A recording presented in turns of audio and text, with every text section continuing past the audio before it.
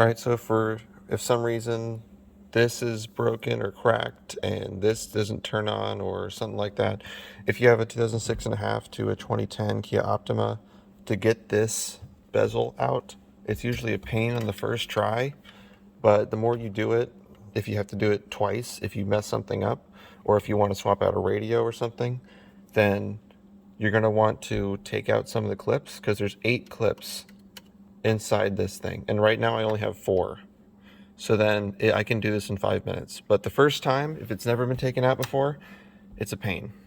But you're really only going to want trim remover tools like this, and then just kind of pry, push, and get it underneath like that. You can see, you just got to find the right places to get it to go.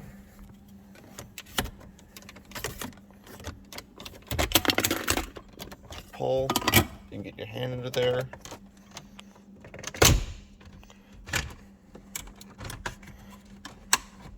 I had to replace this bezel already because I cracked it earlier when I was replacing something. And then I was trying to get to the clock and I cracked this, and then I cracked this all through here. So I had to order a new one.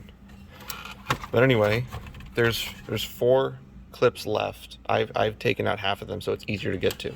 Then you take out this little connector. Then there's some bolts or screws that are left right there. You can just rest on the shifter or something. And back here you have a connector, a ground, and an antenna cable. You just pull those out. Let me get the stupid thing back in. There we go. And then it makes it so much easier, so much faster if you ever have to do this again.